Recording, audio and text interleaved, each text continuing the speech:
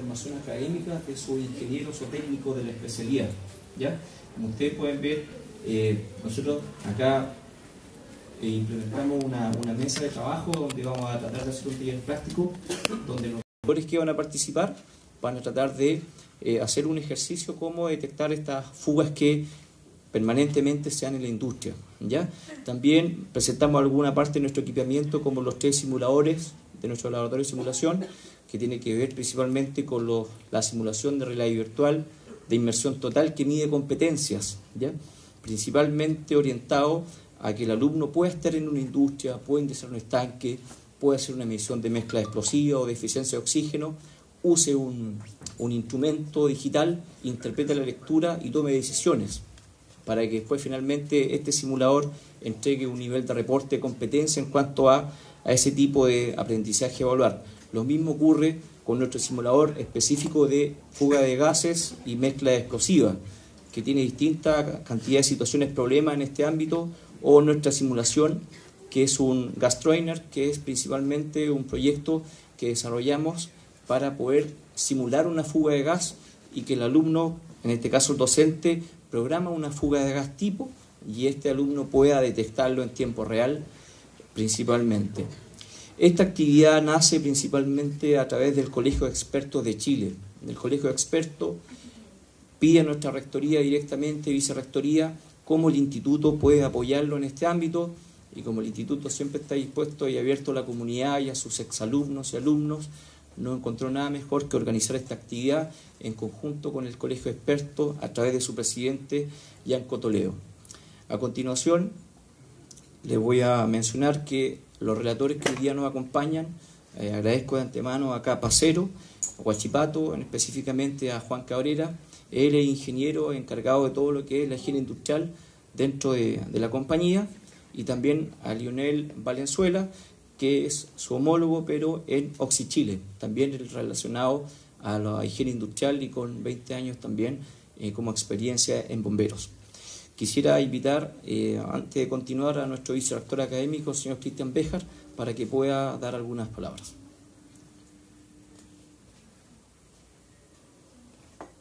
Hola, buenas tardes a todos. Bueno, a nombre del Instituto Virginio Gómez, queremos darle la más cordial bienvenida a todos los asistentes. Y bueno, también agradecerle al Colegio de Expertos de Chile el que se haya puesto en contacto con nosotros para el efecto de que nuestra casa de estudio pudiese ser una vía y un canalizador para que se pudiese organizar esta actividad. Para nosotros es un privilegio el poder facilitar y trabajar de manera colaborativa con este organismo, lo que a nosotros también nos abre las puertas para que visitantes y expertos que trabajan en el área de la prevención de riesgo pudiesen estar aquí presentes. Por lo tanto, para nosotros es una oportunidad muy grande, y a través del área y las carreras del área de prevención de riesgo, y a través de su jefe de carrera, Arturo Godoy, estamos muy contentos de poderlo recibir a todos ustedes. Espero que esta actividad en el transcurso de esta tarde sea provechosa y sea un aporte, dadas las contingencias que se han dado en el último tiempo. Y para nosotros, repito, es un privilegio poder contar con todos ustedes. Así que muchas gracias. Bien, continuando con el programa, quisiera invitar a Yanko Toledo, del Colegio de Expertos, presidente regional del Colegio de Expertos, quien fue el que solicitó este apoyo en esta actividad. Yanko, por favor. Okay. Hola, buenas tardes. Mi nombre es Yanko Toledo Álvarez. Soy presidente regional del Colegio de Expertos en Prevención de Riesgo, Asociación Gremial de Chile. ¿Ya? Quería agradecer, antes que nada, ¿cierto?, al Instituto Virginio Gómez, ¿cierto?, por la oportunidad que nos dan a nosotros como colegio de interactuar junto a ellos, ¿cierto?, en lo que es llegar con el tema de la prevención a la comunidad. En esta reunión acá en esta sala no solamente veo caras jóvenes, estudiantes, sino que también veo personas, ¿cierto?, con experiencia, están presidentes de juntas de vecinos, organismos sociales, ¿cierto? Y nosotros pretendemos llegar y colocar el foco de nuestro quehacer en la prevención. Este es un trabajo de voluntariado, ¿cierto?, en donde lo que hace funcionar un colegio después que ustedes, los alumnos, salen y son profesionales, son las voluntades de querer trascender en lo que uno hace a la comunidad. Nosotros tuvimos la suerte de estudiar en organizaciones como estas. De alguna manera debemos devolver a la comunidad lo que aprendimos, ¿ya? y junto con eso desarrollar el tema de la ética en nuestro colegio, ¿ya? Antes de continuar, tema de seguridad, en caso de, como buen prevencionista, en caso de terremoto de emergencia, ¿cierto? En lugar de salida es por la escala, no utilizar los ascensores y nos juntamos en el punto de reunión que está aquí en la esquina de Prat con Cochrane, ¿ya? Dejo brevemente a nuestro presidente nacional del Colegio de Expertos, que está de visita en la zona, para que dirija unas palabras a don Alejandro Valdebenito.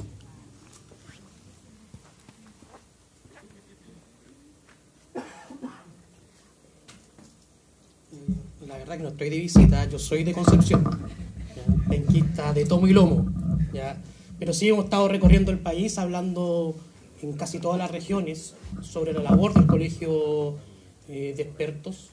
Hemos recorrido más de 8 regiones, interactuando con la academia, interactuando con las actividades de gobierno, interactuando con los colegas. Desde hace 4 meses lo propusimos de conversar sobre prevención en las distintas instancias. Hoy el Colegio de Expertos, ¿cuántas personas hay hoy día, Yanko? ¿Sí? 80.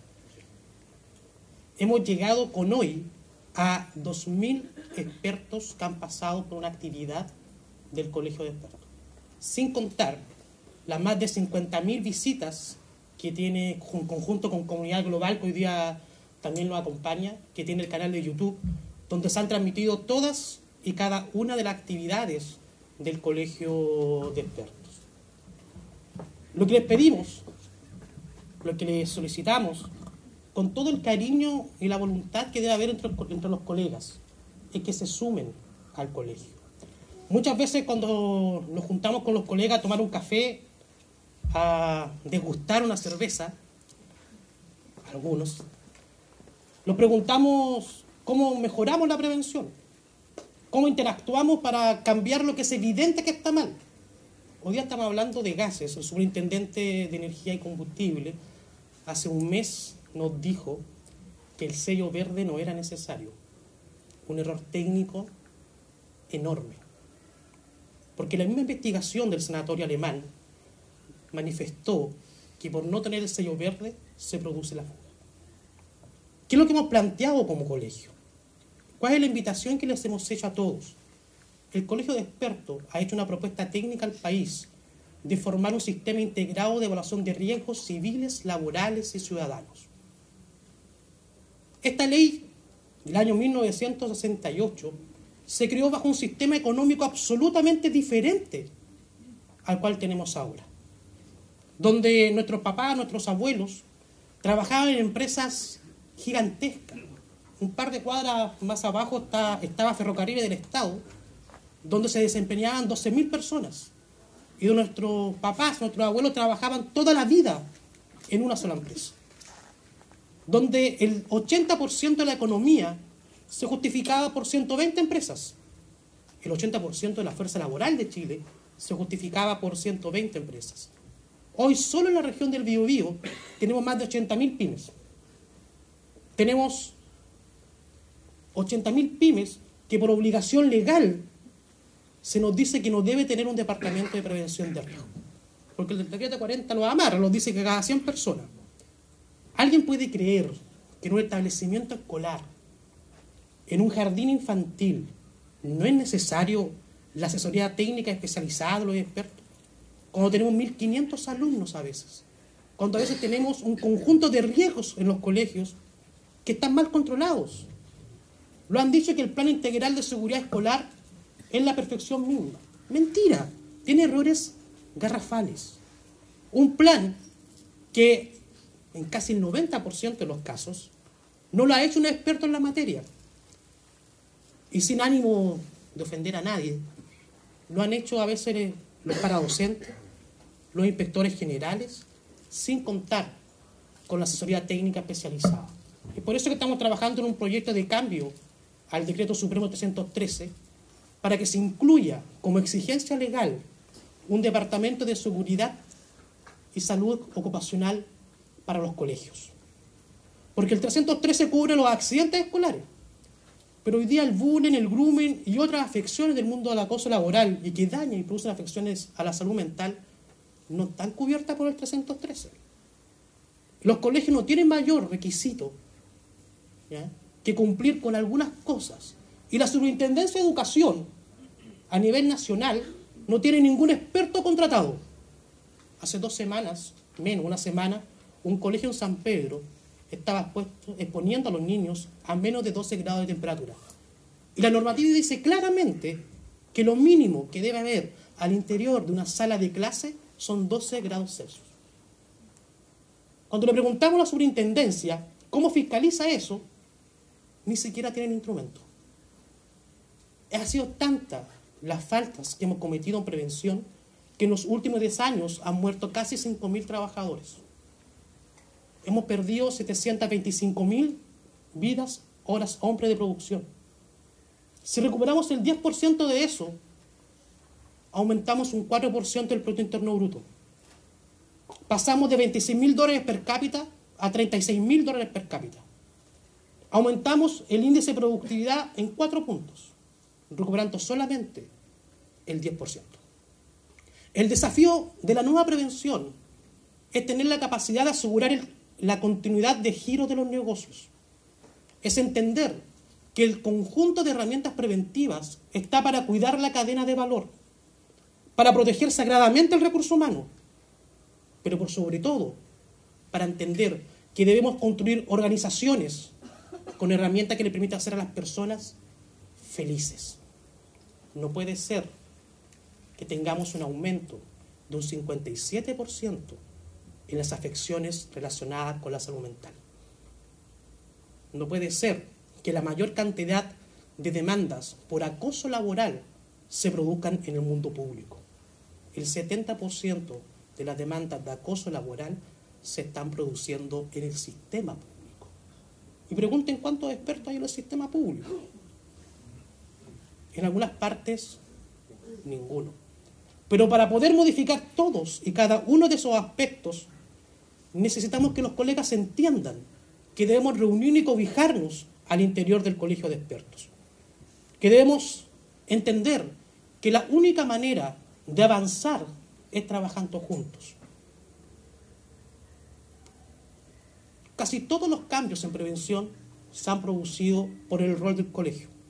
Muchos de ustedes tienen el compendio que sacó la Suceso. Ese trabajo es un trabajo del colegio de expertos. Fue el colegio de expertos que exigió que ordenen la normativa. Porque salía la circular de la circular de la circular y la circular aclaratoria.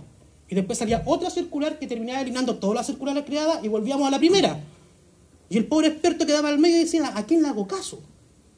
Si tenemos más de 84 organismos sectoriales que pueden fiscalizar materias de seguridad, desde el Servicio Agrícola Ganadero hasta la Superintendencia de Servicios Sanitarios. Debemos ordenar la prevención y tener un sistema integrado, tener un sistema que permita no solo cuidar a los trabajadores, sino cuidar a las personas. Los riesgos ciudadanos deben ser parte del trabajo de los expertos en prevención. Las variables de inclusión deben ser parte de los trabajos de prevención. Yo les pregunto con mucho cariño, vayan a Ripley, a Falabella, a Johnson, a ITES, y pregunten si existe un vestidor para discapacitados.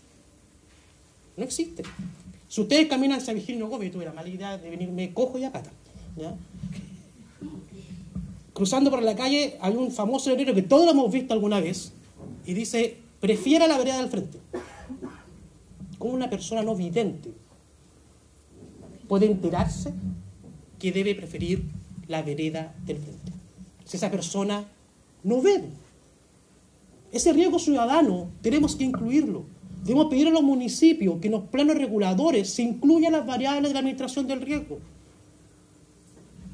El 70% de las casas vulnerables en Chile se construyen bajo amenaza potencial de siniestro. Al lado de los bosques, sin franjas de seguridad, cercana a los tsunamis. Vean lo que pasó en Talcahuano. El Liceo A21 desapareció en Talcahuano. ¿Qué hicimos en Chile? De manera brillante, lo construimos ahí mismo, sabiendo que en Talcahuano, cada 150 años, va a haber un tsunami destructivo. Cuando hablamos de riesgos ciudadanos, hablamos de incluir toda y cada una de las variables del riesgo a la planificación de los territorios, a la planificación estratégica, a la planificación, que es la única forma que nos va a permitir bajar los niveles de riesgo. No les quito más tiempo. Gracias por estar acá. Súmense al colegio. Agradecer a Arturo como jefe de carrera, al vicerrector que hoy día nos acompaña. Agradecer a Virginio y a la Universidad de Concepción, que en toda y cada una de las actividades de la región han estado con nosotros. El presidente provincial allá de Los Ángeles también hizo una actividad con la Universidad de Concepción, y eso demuestra que esta universidad, esta casa de estudio, está al servicio de las personas, al servicio de esta región. Muchas gracias y espero verlos pronto en otra reunión del Colegio de Expertos.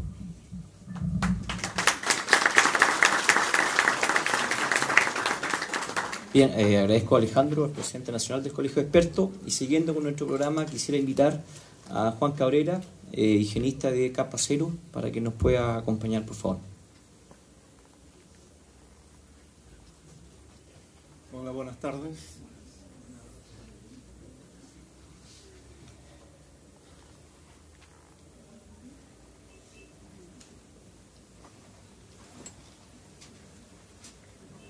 Bueno, viendo el tema de la atmósfera peligrosa, como decían, voy a tratar de transmitirle un poco la experiencia, digamos, que tenemos y que tengo como empresa, que trabajo en Capa Cero, como dice Arturo.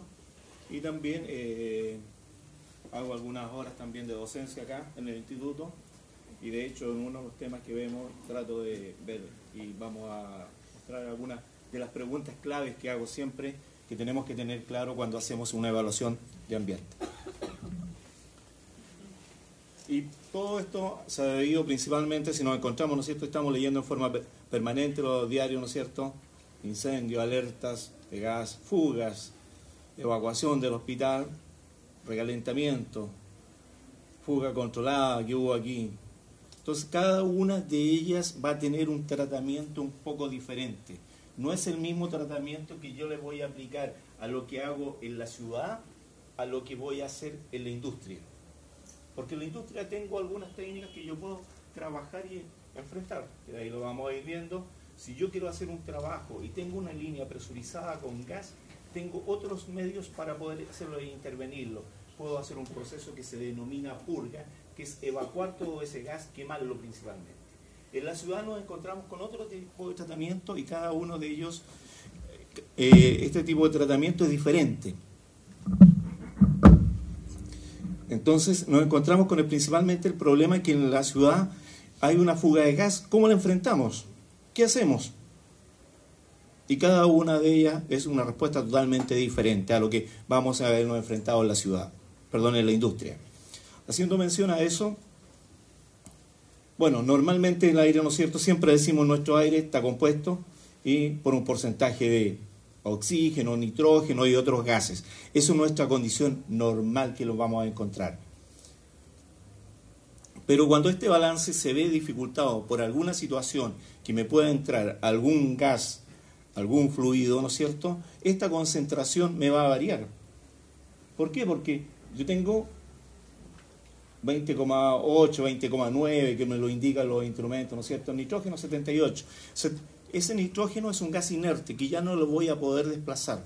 Entonces cualquier otro gas o agente que yo tenga me va a ocupar el espacio ese, dice 20,8, 20,9. Por lo tanto, se me va a disminuir mi concentración de oxígeno en el ambiente. En el anhídrido carbónico prácticamente no tengo incidencia, son muy pocos los valores. Entonces, al mezclarse con el aire, producen algunos efectos. Hay una deficiencia de oxígeno que se puede producir de acuerdo a lo que es normalmente, uno lo encuentra. Aquí yo tengo un 19,5. La gran mayoría de los instrumentos que tenemos actualmente corresponden a instrumentos que vienen de Estados Unidos, ¿no es cierto? Y allá la recomendación dice 19,5. Nuestra legislación, el 594, establece una concentración de oxígeno de un 18%. Por lo tanto, si yo tengo un instrumento que tiene 19,5, cumplo con la legislación. Yo no podría poner un instrumento o algo que voy a evaluar con una concentración inferior a un 18%. Pero yo puedo ser mucho más exigente. Y la gran mayoría de las empresas ha asumido este valor y trabaja con 19,5%. Y una atmósfera sobresaturada. También me puede afectar, hay algunas concentraciones que me pueden verse afectadas cuando tengo una concentración más allá de un 23,5 por alguna incidencia que puedo tener con respecto a la ropa, a algunos elementos que pueda estar poniendo. Y de acuerdo a lo que les señalaba, ¿no es cierto?, artículo 58, ¿qué es lo que dice? 19,5. Entre 23 y 19 sin efecto, 19,5 pulso rápido, torpeza, inconsciencia y un 6% ya puede producir la muerte. Cuando estamos en un ambiente con esa situación. Y yo lo que puedo señalar, digamos que ya con estas concentraciones ya se produce la muerte en un par de minutos, un par de horas. Porque nosotros hace un par de años atrás tuvimos un accidente con consecuencias fatales, donde la concentración, producto de un equipo nuevo que no se conocía bien en el procedimiento, tenía una concentración y en un momento determinado se había ingresado argón. Entonces, por lo tanto, mi concentración de oxígeno había bajado. Bueno, hay unos valores que me va a indicar algunos valores. Punto de inflamación, hay algunas combustiones. El monóxido de carbono siempre lo vamos a encontrar presente y este no es un gas que se genere y que lo podamos comprar. ¿Dónde lo tenemos? Es una combustión incompleta. Si nosotros en la casa tenemos el gas licuado, normalmente usamos el gas de red que nos vende en este caso Gasco, ¿no es cierto? Ese gas no tiene monóxido de carbono. ¿Dónde se genera el monóxido de carbono? Producto de una combustión incompleta. Si alguien le dice, ¿sabe qué? El gas tiene monóxido de carbono, o sea, por lo tanto yo, si llego con un instrumento de medición y voy a medir ahí, no me va a medir, sobre todo el gas licuado de petróleo, el gas natural, ese gas no tiene monóxido de carbono. Es producto de una combustión incompleta. Y a veces han ocurrido accidentes en el hogar, ¿dónde? En los baños, que está el califón, ¿no es cierto? Y por eso que la normativa, que es lo que se ha ido adecuando cada vez más a algunos requerimientos, producto de algunos accidentes que han habido, y qué es lo que dicen, que en el baño no puede estar el califón. Porque si en un momento determinado tengo una combustión incompleta, me empieza a ocupar el espacio ese gas, que es un nuevo gas que se me está produciendo, se me va a desplazar el volumen de oxígeno y ya me va a disminuir. También se va a ver afectado esto por el vapor de agua. Entonces ya mi concentración de oxígeno es 20,8, ya no es 20,8, ya me empieza a bajar. Y eso ha sido lo que ha originado algunos accidentes. Tiene un límite inferior de explosividad, después tiene, la legislación establece normalmente 44 partes por millón que se puede trabajar para 8 horas. El monóxido de carbono tiene una particularidad. ¿Y por qué se producen algunos accidentes en el hogar principalmente? El monóxido de carbono tiene un poder de asimilación 300 veces más que el oxígeno.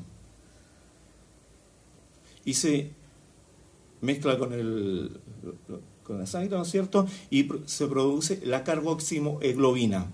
La carboximoglobina es el transporte, ¿no es cierto?, del monóxido de carbono y claro, si está a concentraciones bajas, la persona yo la puedo sacar, la puedo llevar a un ambiente ventilado y se me va a recuperar.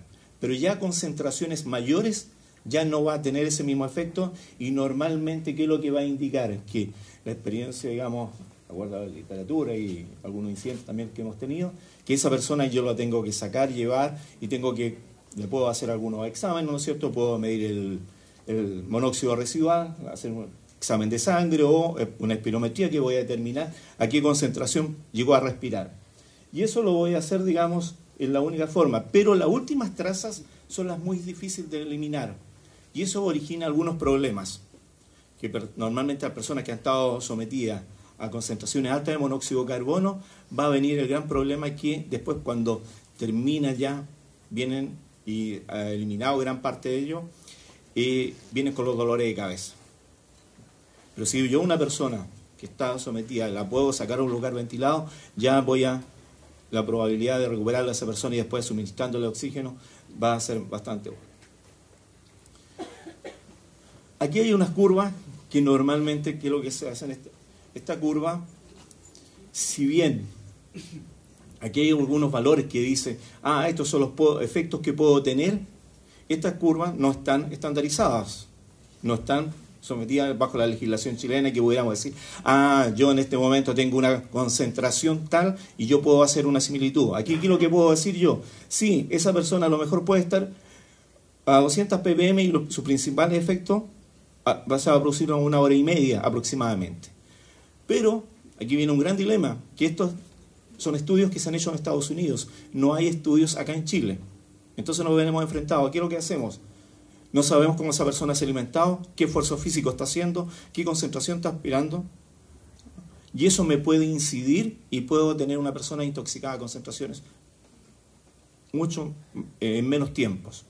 Por eso nosotros de repente en CAP Acero hemos usado estas tablas, pero normalmente en nuestra recomendación, lo que pueda estar acá, decimos, si tenemos 400 partes por millón, esto me dando 45 minutos, yo eventualmente estoy incumpliendo la legislación, primera cosa que voy a decir, porque la legislación, ¿qué es lo que dice? 44 partes por millón, y aquellas sustancias que no tienen LPA son 5 veces. Por lo tanto, nuestra concentración máxima que podría estar expuesto y una persona son 220 partes por millón. Dice durante 15 minutos y la persona, ¿no es cierto?, va a estar expuesta un periodo máximo de 15 minutos, tiene que haber un periodo de descanso de a lo menos 1 hora y puede ser 4 veces en su jornada. Pero de repente, ¿qué pasa si está aquí? Y es puntual, me llega a 400 partes por millón, la legislación no. ¿Qué es lo que me va a decir? Los instrumentos aquí, normalmente aquí en Chile, no me está estableciendo una dosis que me pudiera decir, como alguien dijera. La concentración que me está aspirando. Sí, hay algunos mini CO que, de hecho, por aquí hay un mini CO. Este me marca la concentración ambiental que tengo en ese momento. Pero también viene un valor STIL, que me está promediando los últimos 15 minutos. Y tiene 3 niveles de alarma en estricto rigor. Viene con una alarma primero, normalmente está seteada, la gran mayoría de los instrumentos han quedado seteados, algunos a 40 partes por millón. Me cumple la normativa dice 44. Después viene ocupamos acá en el instituto, ¿no es cierto? Viene a 200 partes por millón, debería ser 220, de acuerdo a la legislación, por lo tanto siempre sigo cumpliendo. Y viene un STIL, que es el promedio de los últimos 15 minutos que está sometida la persona. Y esa es una alarma también que me va a indicar, me sobrepasó. Y eso aquí en Chile no está normado. Sin embargo, en Estados Unidos está normado. Entonces hay algunos instrumentos que de repente los setean a 20, 50, 60 partes por millón. Después aquí hay otras curvas que también se ocupan un poco ya en la parte médica, cuando se le hace para determinar la concentración y puedo decir, esta persona estuvo tanto tiempo. En la atmósfera peligrosa se define que es una condición, ¿no es cierto?, que es formada por gases, vapores o niebla, que a una temperatura de ignición, ¿no es cierto?, se pueden inflamar en la totalidad. Y aquí viene un gran tema que es esto que va a ser evaluado, ¿no es cierto?, que son los límites inferiores de explosividad. Todos los instrumentos miden el nivel inferior de explosividad. No hay ningún instrumento que mida el límite superior de explosividad. Por lo tanto, cuando yo me mide a mí el instrumento, me está midiendo en ese momento, lo que me mide es el 100% del límite inferior de explosividad. Normalmente, va a depender de la industria, ¿no es cierto?, pero la gran mayoría de los instrumentos de MSA, ¿no es cierto?, vienen calibrados y dice que el límite inferior de explosividad viene un valor seteado a un 10% y viene una primera alarma. Entonces me va a indicar que esa concentración yo la voy a hacer, ¿no es cierto?, esto pensando en la industria, ¿no es cierto?, que me va a hacer, ¿qué significa? Que de ese volumen de gas es un 10% el que voy a tener. Después el demás es aire, o sea, la probabilidad que se me produzca una inflamación, una explosión es baja. A medida que me voy acercando al 100%, ahí sí que ya mi punto es crítico. Y el límite inferior, como les decía, está aquí en esta zona, que bajo el límite inferior. ¿Qué significa? Que es mucho aire y muy poco gas. Pero a medida que me acerco a este valor, al límite inferior, que es mi 100%, aquí ya en cualquier momento puede producirse la explosión. Si yo estoy teniendo una fuga, ¿no es cierto?, puedo tener. Y después viene un límite inferior entre el inferior y el superior, que viene, después viene el rango, lo que se denomina aquí en cualquier momento frente a una fuente de ignición, voy a tener una posibilidad de una explosión. Si tengo en un ambiente, si estuviéramos metiendo aquí, pensando este volumen, el gas, empiezo a medir y a registrar, pero tuviera la capacidad de meterle gas o el cilindro, va a llegar un momento determinado que va a ser tanto el gas que aunque yo tenga una fuente de ignición no voy a tener la posibilidad de una explosión. Y ahí me actúa el límite superior de explosividad. Por lo tanto, siempre mi valor, y en la industria cuando se trata de trabajar con el valor lo más bajo posible. Un valor 0 o que sea inferior a un 10% que vienen seteados los instrumentos. Aquí hay algunos valores que están dados y no todos tienen un límite inferior exactamente igual. Aquí podemos ver el metano, tiene un valor inferior 5,5, superior 15. ¿Qué significa? Que ese 5% en volumen del gas ya comienza a ser crítico. Pero hay otros que tienen otros valores. El monóxido de carbono, un 12,5. Entonces, yo no necesito, como experto, digamos, conocerme y saberme cada uno de estos valores. Sí, lo que tengo que hacer es preocuparme que mi instrumento esté bien calibrado. Y no es lo mismo calibrar con metano que con pentano. Alguien me podrá decir, ¿es un gas combustible ambos? Normalmente, de hecho, el metano tiene un 5%, se le coloca un gas patrón a estos instrumentos y se calibran estos instrumentos para poder trabajar, ¿no es cierto? Pero este tiene un límite inferior al 2,5% y normalmente se diluye una mezcla que funciona al 2,5%. Y el pentano, 1,4%. Pero si yo un gas diluido que voy a usar de calibración que al 50%, me significa que cualquier gas que yo quiera medir que esté sobre 0,7 me va a dar 100% confiable. Y un instrumento calibrado con pentano y en metano frente a un mismo gas no tiene la misma respuesta a los valores del instrumento, a pesar que el fabricante, el proveedor dice que sí. De hecho, nosotros como experiencia podemos contar que en una oportunidad teníamos nuestros instrumentos, en CAP Acero teníamos instrumentos calibrados con metano y con pentano. Y justo se estaba haciendo un trabajo y había una empresa que tenía ellos con pentano y teníamos diferentes lecturas. Fuimos a buscar el instrumento que sí teníamos calibrado con pentano, comparamos y exactamente los mismos valores. Entonces, por eso que es importante la calibración. Y de ahí, producto de ese problema que tuvimos, tomamos la decisión que todas las empresas, o sea, nosotros primero como CAP Acero tomamos la decisión, nos vamos a pentano primero. Después, que todas las empresas colaboradoras que trabajen al interior de CAP Acero, que sus instrumentos estén calibrados con pentano. Y con eso nos aseguramos que vamos a tener lecturas similares. Esto, como les digo, de repente uno dirá, ¿pero por qué la decisión? Entonces, como para asegurarnos. Después, allí, primero, y entonces ya establecimos un criterio y hemos ido aprendiendo de algunas lecciones, algunos eventos que nos han ido sucediendo. Después aquí puse algunas características del gas licuado. El gas licuado tiene, normalmente el gas licuado se le echa un odorizante, que es el metilmercaptano. El metilmercaptano tiene por finalidad que empieza, es un olor bastante desagradable, ¿no es cierto?, que antes que llegue a ser un valor crítico, que sea peligroso para la salud y vamos a tener una explosión, va a poderlo percibir una persona. Hay algunas personas que también han perdido la sensibilidad a algunos olores, entonces de repente no pudieran que no lo sintieran, pero en estricto rigor, entonces normalmente el gas catalítico tiene Valpunken, un aditivo que se utiliza, y lo otro es una mezcla de propano-butano más aire. Tiene una válvula de seguridad que evita la fuga, ¿no es cierto?, permite la expansión del líquido, y nos encontramos que el butano tiene 27.800, propano 22.500, gas natural 9.300.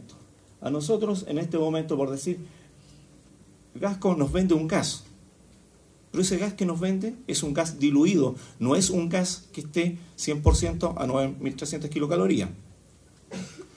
Está alrededor de 4.000 kilocalorías, 4.000, 4.500 kilocalorías.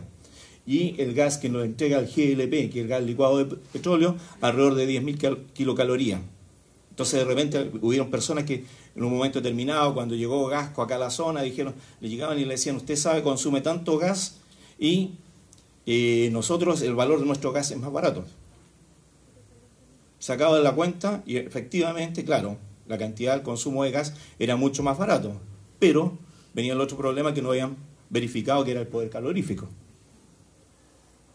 Entonces muchas personas se cambiaron y después empezaron a ver que sus cuentas empezaron a aumentar, porque para lo mismo objetivo se necesitaba una cantidad mayor, un volumen mayor.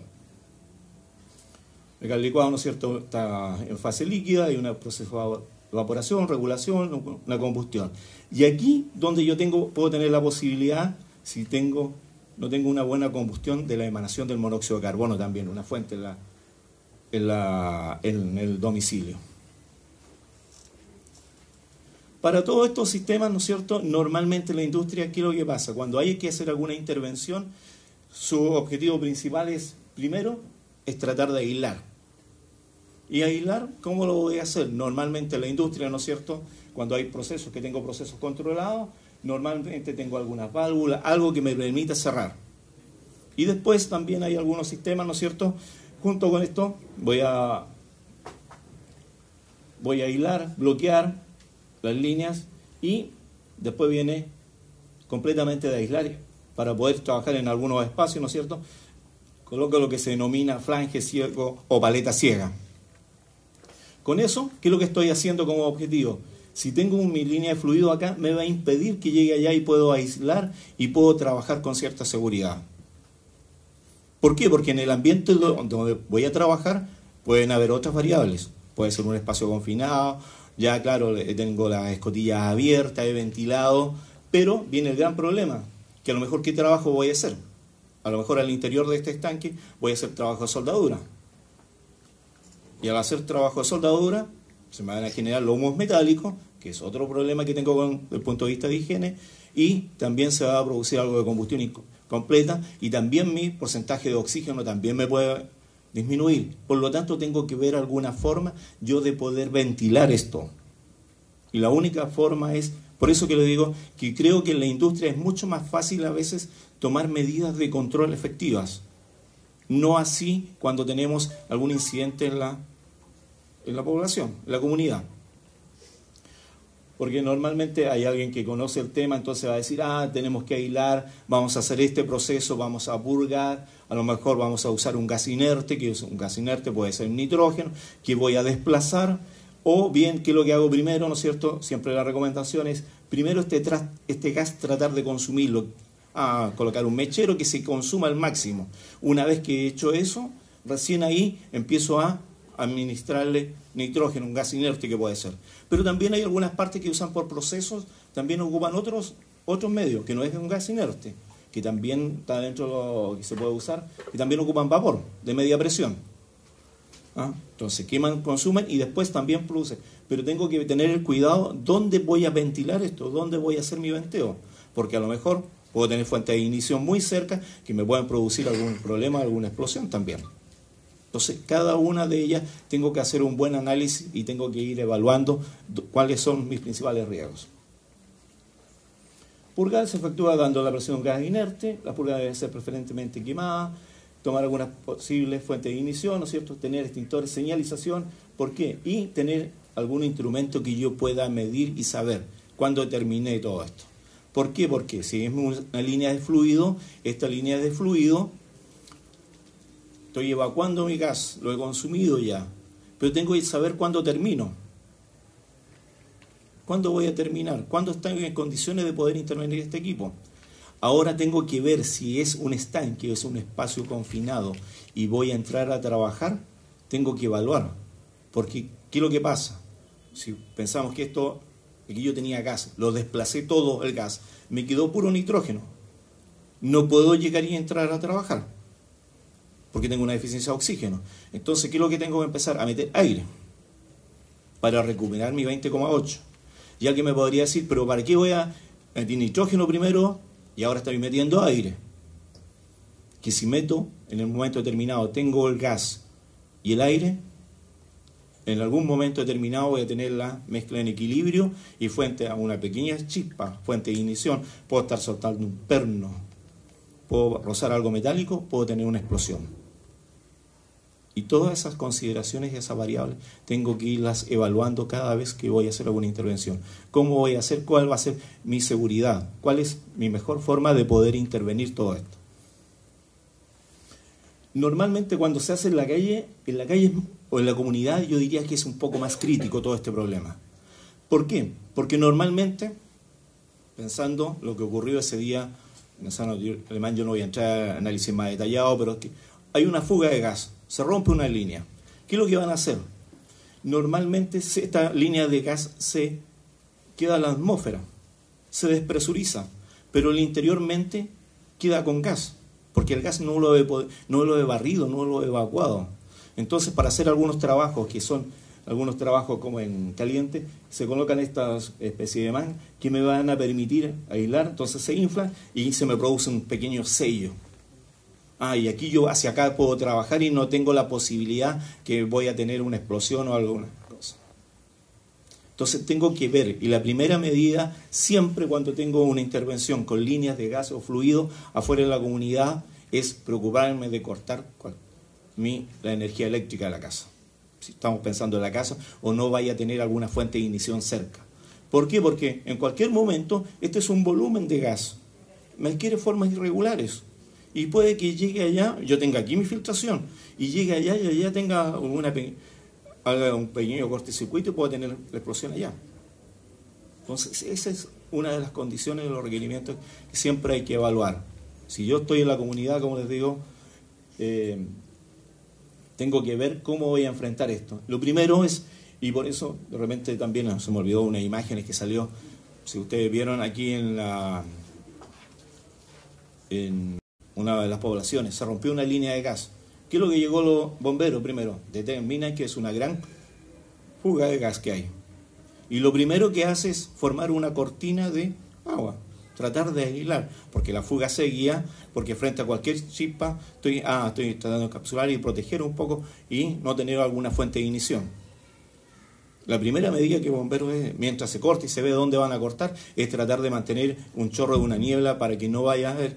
¿Por qué? Porque frente a cualquier fuente de ignición que yo pueda tener, una chispa, un cigarro que pueda haber, una colilla, algo me va a producir la explosión y voy a tener un daño colateral mucho más grande. Por lo tanto, siempre tengo que evaluar dónde voy a hacer y qué medidas de control voy a tomar. Todos hemos escuchado, como digo, los antecedentes que ocurrieron en el sanatorio alemán, pero como digo, yo no tengo la capacidad de técnica y no tengo toda la información como va a decir, sabes, el error se cometió en tal parte o no. Yo estoy diciendo desde el punto de vista, principalmente el manejo que tenemos en la industria y cómo se debe hacer en la comunidad en el momento que ocurre. Porque en el momento que ocurre, como digo, ¿qué es lo que se hace? Se corta el gas, sigue saliendo, porque queda una presión, y eso llega a un momento que ya queda presión atmosférica, pero nunca he eliminado completamente mi gas dentro de esa línea. Entonces no puedo hacer un trabajo en caliente, y por eso que normalmente, ¿qué es lo que hace? Gasco y todo han estado trabajando sus cañerías con PVC. Entonces van a donamiento para evitar tener este tema. Normalmente los instrumentos, hay algunos instrumentos, no todos los instrumentos me van a medir lo mismo. Hay algunos instrumentos que me permiten determinar el oxígeno, monóxido de carbono, ácido sulfúrico y la mezcla explosiva. La mezcla explosiva, como les decía, es cuán peligroso va a ser en un momento determinado. Pero ese instrumento en la casa no me va a medir si tiene, por decir, si tuviera estos parámetros, monóxido de carbono. Porque no voy a tener. En la casa, si estoy usando gas licuado, no me va a medir porque no tengo combustión incompleta. Se me está produciendo una filtración. O en la calle, tampoco ácido sulfúrico, porque el ácido sulfúrico principalmente se produce por descomposición de la materia orgánica. Sí hay algunos otros instrumentos, que aquí hay uno, que este instrumento, sí permite detectar fugas. Va a detectar dónde puede hacer, tiene una sensibilidad un poco mayor. ¿Ya? Y me va a determinar dónde tengo las fugas. Pero es especial para eso, o sea, tengo que contar con los instrumentos de medición de acuerdo a lo que yo voy a poder evaluar. Estos instrumentos, si bien tienen 4 o 5 parámetros de sensores que tienen, no me va a poder determinar a veces el punto exacto donde tengo la fuga. Y a veces desde el punto de vista práctico hay algunos, ahora venden algunos productos en el mercado también que son muy similares a la fuga carbonosa, ¿no es cierto? Cuando tengo una filtración pequeña que llego y puedo hacer, y se me va, aquí puedo determinar dónde tengo la filtración. Ahora hay unos productos de spray que también permiten determinar cuál es puntual, porque en un momento determinado, si yo tengo una línea de aquí y digo, tengo varias uniones, ¿dónde se me producen? Y a veces son tan pequeñas las filtraciones que se me producen que la única forma es algún spray para determinar dónde está produciéndose la filtración.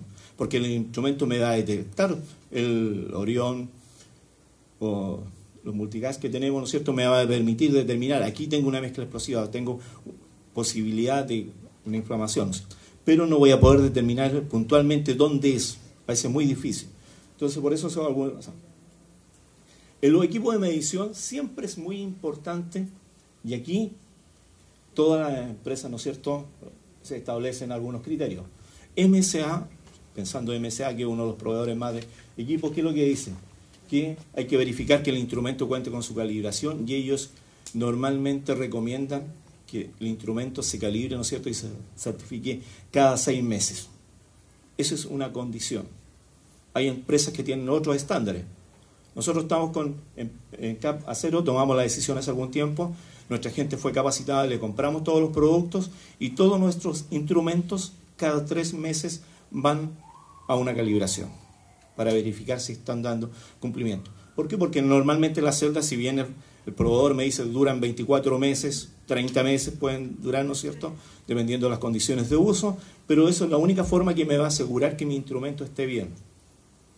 Después, otra de las condiciones que es muy importante del uso del instrumento multigas, encenderlo en un lugar que esté libre de contaminante. Yo tengo que, si voy a usarlo en la industria, ¿no es cierto?, donde esté libre, tengo que asegurar que el instrumento lo voy a encender en un lugar libre de contaminante. ¿Por qué? Porque eventualmente pudiera ser que me va a absorber, ¿no es cierto?, parte de lo que tengo en el medio ambiente y me pudiera quedar desplazado mi cero. Entonces, por lo tanto, hay toda una secuencia de activación del instrumento que hay que esperar que termine, realizar una prueba de hermeticidad, probando el sello, las líneas si corresponden. No todos los instrumentos se les puede realizar esta prueba de hermeticidad, solamente aquellos que tienen sonda, y el equipo debe estar operativo para la medición. La medición en un espacio confinado, ¿cierto?, debe hacerse también. Hay algunas técnicas que se utilizan cuando yo hago en un espacio confinado y pensando que estoy haciendo desde el nivel superior. Tengo la posibilidad de subir. Tengo que medir a lo menos en 3 niveles. ¿Por qué? Porque la densidad de los gases son totalmente diferentes. Normalmente el gas licuado, el GLP o lo que tenemos en la ciudad es mucho más liviano que el aire, por lo tanto se va a tender hacia arriba. El monóxido de carbono es prácticamente igual a la del aire, 0,9. Entonces eso se me mantiene ahí. Por lo tanto, siempre cuando yo estoy en la industria y tengo que evaluar a lo menos en 3 niveles y tengo que asegurar de esa forma que he evacuado todo mi contaminante. Ahora, si tengo escotillas laterales, tengo que ver la forma de tratar de medir de esta forma, hacia arriba y hacia abajo, colocando la sonda, pero sin ingresar. Y tengo que ver de la forma, siempre cuando se hace una medición, el bombero usa algo muy práctico. Cuando apaga un incendio, el viento tiene que darle la espalda. Nunca de frente al viento. ¿Y por qué? Porque él está apagando un incendio, ¿no es cierto? Llega algo de monóxido y si me coloco de frente en dirección al mismo viento, mi concentración que yo voy a recibir es mucho mayor. Me estoy exponiendo. Mientras que si el viento me da la espalda, ¿no es cierto?, que las consideraciones, me está alejando de la zona. Entonces, por lo tanto, tengo que ver y tengo que conocer cada una de las características para saber si voy a medir qué tipo de... Hay algunos más pesados que otros, como les decía, algunos componentes. Siempre la lectura en varios niveles, que haya un buen ventilado. Ahora, si ya requiero hacer una medición adentro y yo no tengo las condiciones, no sé, debo entrar ya con un equipo autónomo o con suministro de línea de aire. Porque es la única forma que yo puedo ingresar y asegurar que tengo mi ambiente bien. El equipo autónomo me permite autonomía, hay algunos que duran 30 minutos, 45 minutos, 1 hora, o con línea de aire, que significa que igual que con la careta, ¿no es cierto? Y estoy tomando de un compresor. Por lo tanto, eso me permite más autonomía. Pero también tiene alguna dificultad por el tipo de manguera, el traslado, dependiendo la condición que yo vaya a medir. Para remover la ventilación, lugares peligrosos, ¿no es cierto? Nunca confío en los sentidos. Monitoreo. Un espacio confinado es un lugar que no está siendo habitado, ¿no es cierto? Permite. Y aquí sí puedo contener y puedo tener hay algunas variables que me pueden influir. Verse influenciada. Hago la medición en la mañana y resulta que al mediodía me aumenta la temperatura del medio ambiente. Y si tiene estos residuos, mi concentración me va a aumentar. Por lo tanto, normalmente cuando se da la autorización en la empresa, ¿qué es lo que se dice? Sabe que autorizamos, se ingresa, pero el personal que ingresa a trabajar, hay situaciones que ameritan que cada uno de los trabajadores use un instrumento de medición, o en otros puede decirse que a lo menos uno del grupo utilice un instrumento de medición para saber la concentración real de lo que pueda estar afectando. Y en un momento determinado, si es necesario, poder evacuar y suspender los trabajos.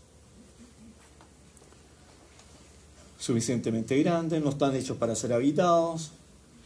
Y aquí hay algunas condiciones sí que yo tengo que establecer para el personal que ingresa a un espacio confinado. Aquí hay algunos requisitos para las personas. No cualquier persona me puede ingresar a un espacio confinado. Primero, y pensando, ¿no es cierto?, desde el punto de vista de la salud de las personas, tiene que esa persona contar con un examen que lo valide, un examen médico.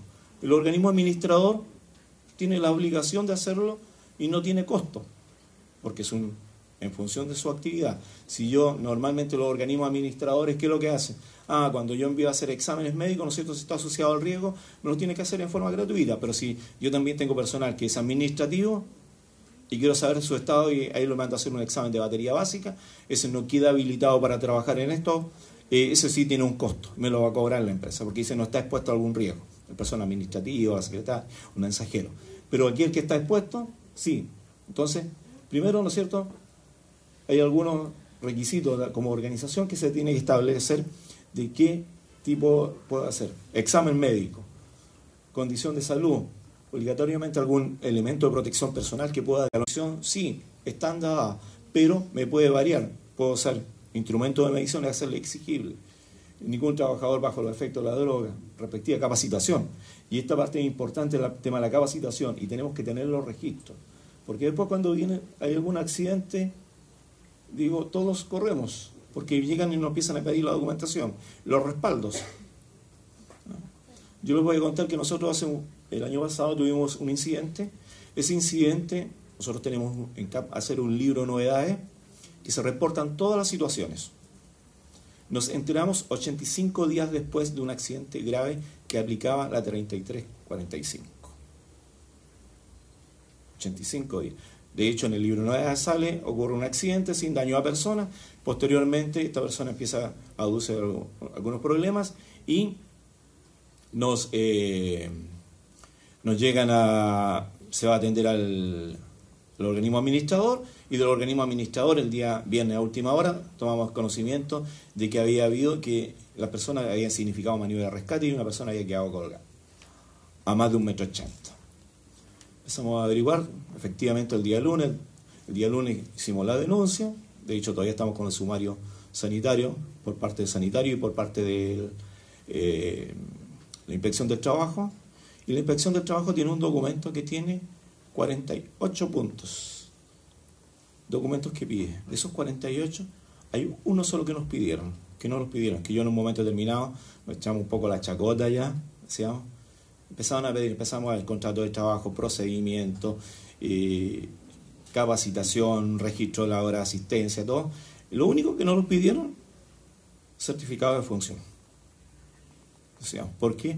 Porque no había fallecido. Pero todo ya tienen tabulado, entonces ya prácticamente abarcan, y hay algunos que no aplican, hay otros que aplicaban. De hecho, también ahí estaba dentro de las partes que lo marcaron igual, que era que si había sido accidente de trayecto, tenía que estar el parte de carabinero, todo eso no correspondía, pero igual lo marcaron. Entonces empezamos a juntar y de repente nos dan plazos muy acotados. De hecho, a nosotros nos entregaron la notificación a las 14 horas y teníamos que presentarlo al día siguiente a las 9 de la mañana con toda la documentación. Y era un colaborador, así que por lo tanto necesitábamos estaba a través de una empresa de servicios transitorios, necesitábamos el contrato entre CAP Acero y la empresa esta, entonces, como le digo, y por lo tanto, la parte de capacitación, cómo tenemos los registros, cómo dejamos, porque después eventualmente vienen las demandas, lo entregan los elementos de protección personal, tenemos que tener los registros, de repente pasan 5 o 6 años y entablan demandas, que alguna enfermedad profesional puede haber ocurrido en su empresa, este trabajador aduce y dice trabajó tantos años en su empresa y usted tiene que demostrar ahora. Por lo tanto, nos están pidiendo algunas cosas. Requisitos de la organización. Antes de iniciar algún trabajo, se debe efectuar una evaluación de riesgo. Tenemos que efectuar una evaluación de riesgo. Tenemos que tener algún método que nos permita desarrollar una buena evaluación de riesgo. El trabajador tenemos que tener claro que entiendan las instrucciones descritas, conocer y saber los procedimientos que van a aplicar. Debe contar con la normativa interna. Implementar sistemas de control de acceso de personas. Ningún supervisor debe autorizar la intervención si no se prestan las condiciones favorables de atmósfera. De las instalaciones, tenemos que tener identificación de cada uno de ellos, las válvulas, los sellos, cómo voy a aislar, cuál va a ser nuestro procedimiento, presentar elementos sueltos que no vayan a caer, que me vayan a originar algún accidente. Y normalmente siempre yo, esta última la coloqué al final, porque esta es una de las preguntas claves, sobre todo para quienes en algún momento determinado usamos algún instrumento de evaluación. Y aquí hay varias preguntas que de hecho yo pongo énfasis, sobre todo que hago la asignatura de higiene, y digo, primero tenemos que preguntarnos, ¿el instrumento de medición es el adecuado? Voy a detectar fuga, voy a detectar concentraciones, utilizado, cuenta con el tag, ¿dónde voy a medir? ¿Dónde voy a encender el instrumento? Voy a hacer una medición con bomba, sin bomba.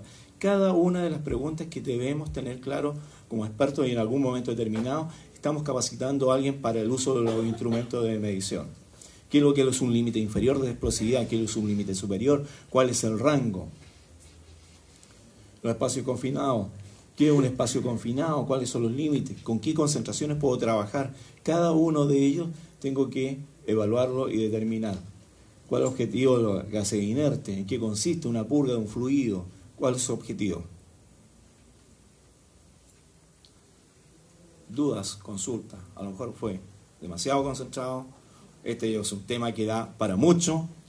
Normalmente, nosotros hacíamos una capacitación, que yo trataba de condensar un poco, por eso unas cosas que me he saltado. Es una capacitación que dura alrededor de 8 horas, donde le entregamos los conocimientos a los trabajadores para que puedan interpretar y saber las lecturas. Entonces no es algo que lo voy a poder entregar y le voy a decir, ¿sabe que esto es en una hora le explico los instrumentos? Claro, él va a saber, a lo mejor ver las lecturas, pero en un momento determinado cada uno de los procedimientos, cómo lo puede intervenir, cómo lo puede trabajar. Porque no es lo mismo intervenir alguna línea de gas, se hace el proceso de purga. Mido, me da una concentración alta, tengo que esperar un tiempo. ¿Cuánto tiempo voy a esperar? Tengo que volver a medir. Me empieza a originar el problema. Vuelvo a medir y me sigue el problema. ¿Qué medidas tengo que tomar el control hacia atrás? ¿Qué puedo hacer? Válvula que no quedó bien cerrada. A lo mejor voy a tener que cerrar válvulas en otra parte, aumentar la concentración. O definitivamente tengo que suspender los trabajos. Que esa es una etapa crítica que hay que evaluar. Por eso le digo que es un buen análisis de riesgo. Me va a indicar primero la planificación. Es importante. ¿Qué es lo que voy a hacer? ¿Cuál va a ser el nivel de intervención? Una vez que ya he definido eso, ahí tengo que hacer el análisis. Cada una de las tareas. ¿Qué herramientas voy a usar? ¿Por qué? Porque no voy a llegar allá, me faltan equipos, herramientas, materiales, y ahí recién comienzo a improvisar. Tengo que ir a buscar esto, otro. Y ahí es donde vienen los grandes problemas, los incidentes. Dudas, consultas. Yo tengo una consulta. Sí. Disculpe, usted dijo en delante que no estaba normado en Chile Aquí hay un micrófono.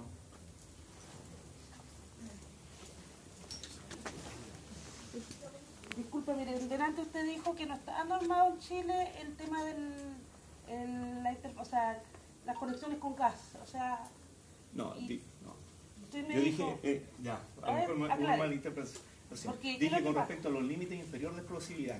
No está normado, no hay ninguna norma que diga aquí, yo voy a hacer un trabajo así como tengo un parámetro que puedo decir, el oxígeno, 18% establecido, acá en Chile no hay una normativa que me indique, voy a hacer este trabajo, lo puedo hacer con 15%, un 20%. Pero aquí lo que pasa es que, por ejemplo, en Celulosa Arauco, yo vengo de Valdivia, ¿Ya? en Planta Valdivia, nosotros trabajamos mucho con las normas NET y con lo que es la norma NOSA, que son normas internacionales, que como la mayoría de las empresas grandes se certifican. ¿Por qué le digo esto? Yo veo y genero una prevención distinta que más va de la mano con la psicoprevención. Y he visto mayormente que muchos de nosotros que pasamos por la universidad, que pasamos por un instituto, se nos capacita y se nos enseña como en un contexto globalizado cómo tenemos que hacerlo. Pero cuando llegamos al terreno, cuando llegamos al trabajo, y yo creo que a muchos de los que están aquí les ha pasado, llegamos y nos dicen, chuta, en la universidad nos dijeron que teníamos que hacer las cosas de esta manera, pero no nos han normado, no nos han enseñado o nos han dicho realmente que nosotros tenemos que seguirnos capacitando, tenemos que seguirnos especializando y tenemos que empezar a ver normas que son más internacionales y que no nos presentan. Por eso digo, por eso decía, hacía mención que al menos cuando ocupamos este como medidor de mezcla explosiva, este viene ya de fábrica, viene seteado un 10%. Yo me acuerdo que haber usado otros que venían un 20%. Claro, pero ese, el MCA, lo usan solamente las empresas que son más grandes. Claro, la mayoría te usa el pequeño. Sí. O sea, es que este es un multigas. A eso voy. Pues. Este es un multigas y este es un monogas. Estamos de acuerdo. Pero si tú lo ves a nivel general, la mayoría de las empresas te usan el monogas. Sí. ¿Por qué? Porque ya creo que... Nosotros en la planta, o sea, yo te digo, se ocupa más en general. Y lo otro era, usted dijo también, en las casas no hay fuga de sulfídrico. El sulfídrico... El glicol normalmente se produce por descomposición de materia Exacto. orgánica y el GLP no tiene materia... Pero si yo tengo un pescado que muchas veces... Es que estaba haciendo referencia a gases, a gas. Pero y el pescado descompuesto también me produce... Ah, o sea, es que, puedo echar en un contenedor Sí. Y poder botar alimentación. O sea, yo voy a una empresa de alimentación y muchas veces botan la comida, la dejan en descomposición y nos generan esa comida que está almacenada. Por eso yo dije que iba a hacer mención a gas licuado, petróleo, gas natural principalmente y la proporción que podría butano propano. ¿Por qué yo le hago la mención? Sí. Porque el sulfídrico creo que es uno de los gases más mortíferos. Sí, de hecho, hace un año atrás, los que tenemos ya más años podemos saber de que hay algunos que también veo que tienen, cuando se empezó a presentar problemas. Normalmente aquí los barcos salían a pescar, donde tenemos la mayor concentración de ácido sulfúrico y tiene además un límite permisible muy bajo, tiene un 8 partes por millón, 8.8 si no me equivoco. Entonces, ¿qué es lo que venía anteriormente? Los barcos no tenían sistema de refrigeración. Hubieron varios incidentes cuando iban a abrir las bodegas. Exacto.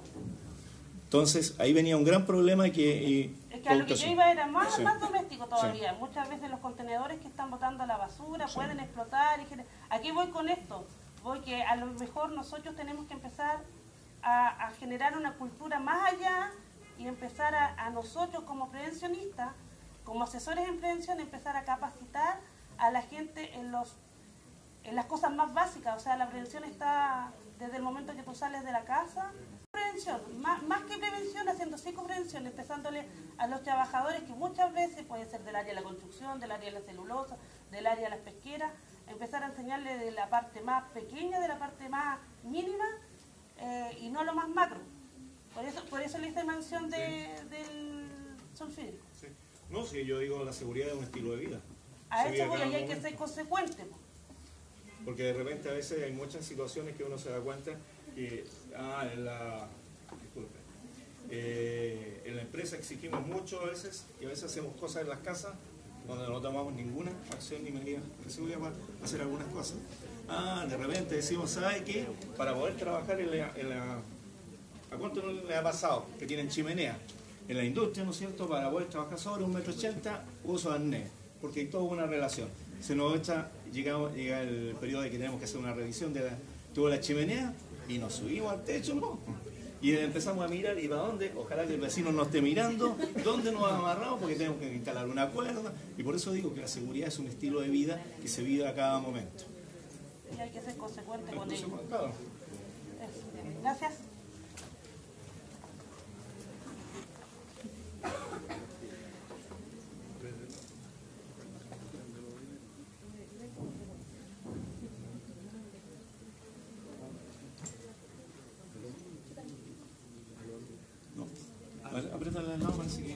Ahora sí. ¿Alguna otra consulta para don Juan Cabrera? Aprovechen, más vale transpirar en la paz que sangrar en la guerra.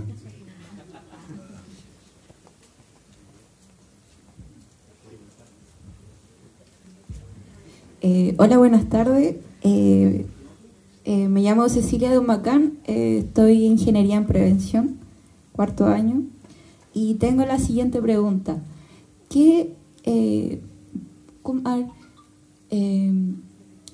¿Por qué no hay fiscalización a las personas granjeras que trabajan en bodegas, por ejemplo, con papa, que sabemos que la papa, al podrirse, produce ácido sulfúrico? ¿Qué sucede ahí? ¿Qué medidas podemos tomar nosotros? Yo hay dos temas que manejo muy bien. Uno es el tema de radiaciones ionizantes y el tema de gases, pero aplicado más a la industria. Así que no es mi ámbito. No quiero... No, está bien, no. Le respeto totalmente. Porque alguien va a decirme, oye, ¿sabes qué? Esta es mi objetivo. Muchas gracias por la consulta, no quedarse con la duda. Muy bien. Se quedó con la duda igual, pero Mr. Google y el colegio de expertos le puede ayudar a algunos de nuestros socios colegiados. ¿Alguna otra pregunta más? ¿La última? Ok. Bueno, démosle un fuerte aplauso a don Juan Cabrera por su exposición.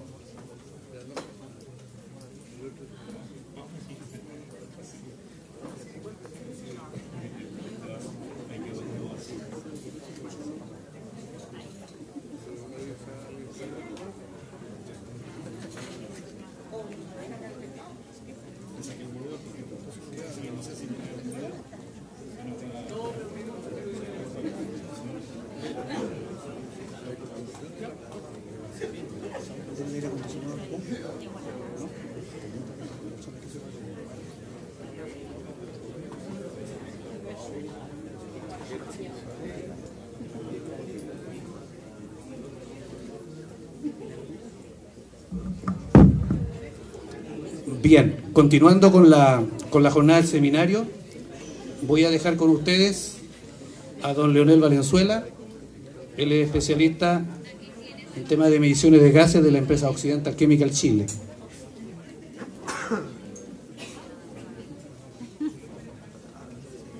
Las preguntas, por favor, regístrenlas en sus cuadernitos y las hacen al final. Bueno.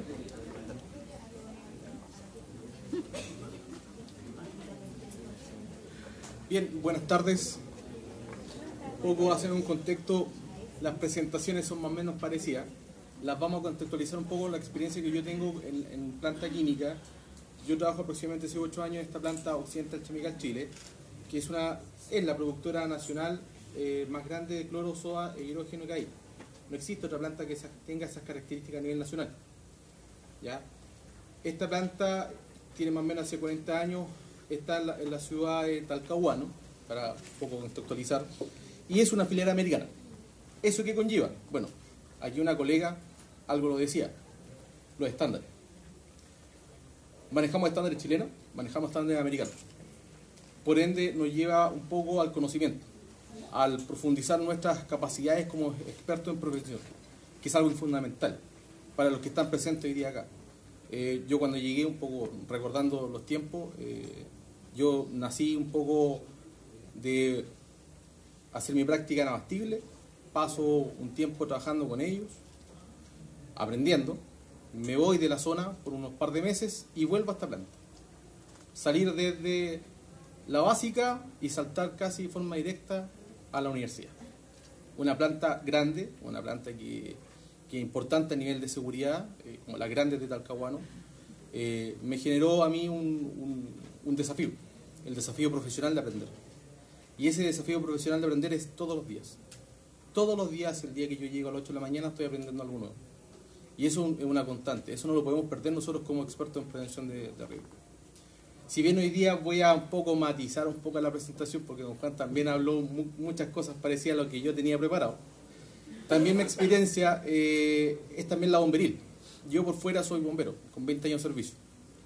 Me ha tocado bastante emergencias del área de materiales peligrosos, responder como respondedor de sustancias peligrosas, como también como unidad estructural a escapes de gas. Y también me tocó estar presente, lamentablemente, en lo que fue el sanatorio alemán, que fue para mí, en lo personal, fue complejo. Al día lunes después de que sucedió esta emergencia. Todos sabemos por qué. Los trabajadores demostrando que lo que yo hablo como prevención es seguridad, costó mucho. Y lo trabajamos de qué forma, siendo francos en la conversación, diciendo que hay cosas que en prevención en Chile le faltan mucho. La cultura preventiva falta mucho a nivel nacional. Y eso es algo que nosotros como prevencionistas tenemos que batallar día a día. Es nuestra responsabilidad, nuestra, como asesores en prevención de riesgo, forjar la cultura preventiva en todo su ámbito, en el laboral como también en nuestro hogar. Alguien escuchaba por ahí que decía, ¿cuántos de nosotros tenemos un extintor en la casa? Levanten la mano. Claro, el de auto no vale por si acaso. Son pocos. Porque la idea es que fuésemos todos, ¿o no? ¿Cuántos cruzamos la calle por donde corresponde? Levanten la mano. ¿Cuántos cruzan la mano por donde debe corresponder? Voy a salir un poco del contexto, ¿eh? En la calle. ¿Cruzamos por el sea al paso? La mayoría. Pero somos prevencionistas. Ese es el primer ejemplo que ustedes tienen que trasladar a su casa. El primer ejemplo que tienen que trasladar a sus trabajadores, que ustedes siempre tienen que hacer lo correcto. A veces cuesta. Y nosotros sabemos que el contexto de hablar con la gente de mantención, con la gente de operaciones, es complejo. Es un batallar del día a día. Y para quienes hoy día ya son expertos y trabajan, van a encontrar la razón que es un día a día. Para los colegas que vienen caminando y se van ya los últimos meses o los últimos años de carrera, mucha paciencia, justamente. Porque van a tener que batallar día a día por hacer cumplir las normas de seguridad. En cosas tan técnicas como lo conversaba don Juan, y en cosas tan simples como las que le comentaba yo. Es responsabilidad de cada uno de ustedes, como expertos en prevención, como nosotros los que están estudiando prevención, el trabajar la cultura preventiva. No sirve de nada en absoluto si yo salgo de mi pega y empiezo a cometer errores. Me piso solo la cola. Partamos. Bien, un poco la atmósfera es peligrosa. Voy a salir del contexto. A mí me gusta moverme un poco para interactuar. No le prometo que va a ser la mejor, pero vamos a hacer el intento. ¿Cómo nace el tema de la atmósfera peligrosa? Bueno, un poco nace de ¿dónde? De la minería. En la minería, a mediados del siglo XIX en los Estados Unidos, fue necesario asfixiantes en la minería del carbón. Nosotros también tuvimos minería del carbón, muy cercano. ¿Dónde? En Lota. ¿Qué se hacía en la minería en ese minuto? Se usaba... ¿Qué se usaba? Los canarios, las aves, como sacrificio. El primero que caía significaba que había grisú. Y eso significaba que los trabajadores tenían que evacuar, tenían que arrancar, porque lo más probable es que estaban expuestos a una atmósfera tóxica, en este caso una atmósfera inflamable. Muchos no alcanzaron. Entonces se empezó a trabajar arduamente por muchas empresas, y una de las empresas líderes en el mercado, MSA, empezó a trabajar los equipos de monitoreo. ¿Ya? Hoy día lo que tenemos son joyas. Hoy día estos equipos salvan vidas. Así de simple, salvan vidas. Los que tenemos un poco más de años de circo en el tema de la medición, hemos visto equipos que son bastante arcaicos. Yo no podría decir que esto es lo que medían antes, con el relojito, y que había que bombearlo un poco para que poder medir. Y hoy día tenemos equipos que son lectura directa. ¿Ya? La importancia. ¿Y por qué la importancia? Porque esto sucede todos los días.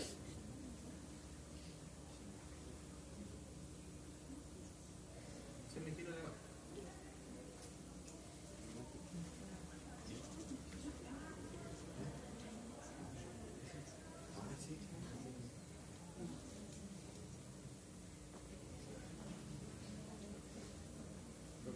que gira lamentablemente. Pero esto sucede todos los días. Si nosotros investigamos un poco lo que sucede a nivel mundial, nosotros nos podemos quedar solamente con lo que sucede acá en Chile. Hay muchos eventos investigables, muchos eventos que están en el mundo de Internet que ustedes los pueden sacar. Y se van a dar cuenta que son los mismos problemas que tuvieron, los mismos problemas que tienen hoy día tienen ustedes en sus lugares de trabajo. Esto es una emergencia que sucede en alguna planta química de algún lugar, con un producto que tuvo una fuente de ignición, donde murieron muchos trabajadores. Que no solamente es la muerte de un trabajador, sino que también es la muerte de una empresa, o daños severos a una empresa, lo que puede tardar de alguna forma la operación normal de esta empresa. Y lo que concibe y lo que lleva después es a qué pérdida de fuente laboral. O sea, un accidentado, sí, es cierto, tiene 10 perdidos, puede haber una fatalidad, etc. Pero también conlleva otros trabajadores que van a perder su puesto de trabajo. Somos nosotros responsables también de estar velando por la seguridad de todos ellos.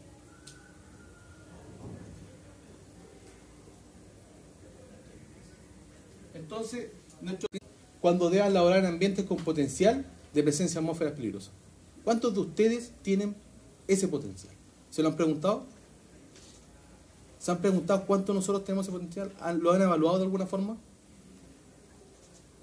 ¿Cuántos de ustedes hoy día trabajan en el rubro? Levanten la mano. ¿Pocos? ¿Hartos? Entregamos lineamientos básicos para trabajar en atmósferas peligrosas. Somos nosotros los que autorizamos, los que colocamos nuestra firma en algún minuto para autorizar un trabajo. Pero eso lo hacemos con una competencia técnica específicamente. Si no se controlan adecuadamente los riesgos asociados, puede significar la muerte de trabajadores. Don Juan lo decía. Se te muere un trabajador y tienes pocas horas o días para levantar una serie de documentos. Pero también tenemos responsabilidades que son, ¿de qué tipo? Civiles y penales. Que esas quizás no vengan de forma inmediata, sino que vengan a posterior.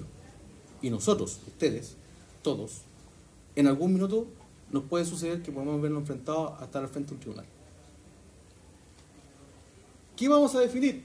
Atmósfera peligrosa. Bueno, no la voy a definir tácitamente porque ya la hemos visto, que es toda aquella que presenta o puede presentar las siguientes características. Deficiencia de oxígeno, 19,5, que es el estándar americano un poco. En Chile el 18%. Abundancia de oxígeno, ¿puede ser abundancia de oxígeno? Si trabajo con oxígeno, claramente que sí. ¿Y el oxígeno qué es? ¿En la combustión? ¿Qué es? Los que estudian. ¿Lo qué? ¿Qué es? Díganlo fuerte. Es un acelerante de la combustión. Es un acelerante en el proceso del incendio, del fuego. ¿Ya? ¿Eso qué va a significar? ¿Puede haber fuego? Sí. ¿Una inflamación? Sí. ¿Una explosión? También. Gases y vapores combustibles, gases y vapores tóxicos, material particulado, corrosivo, entre lo que nosotros podemos conocer. Detección. El proceso que permite medir la existencia de un determinado contaminante. No sabemos cuál. Para eso están los instrumentos. ¿Ya? De detección y monitoreo o medición. La medición instrumental que permite asegurar la presencia de contaminantes en muchos casos obtener un nivel exacto de la concentración. Vamos a conocer lo que hay. Hay olor gas. ¿Y qué tengo que hacer como experto en prevención? Tener los medios. Y si no los tengo, tengo que solicitarlos de alguna forma.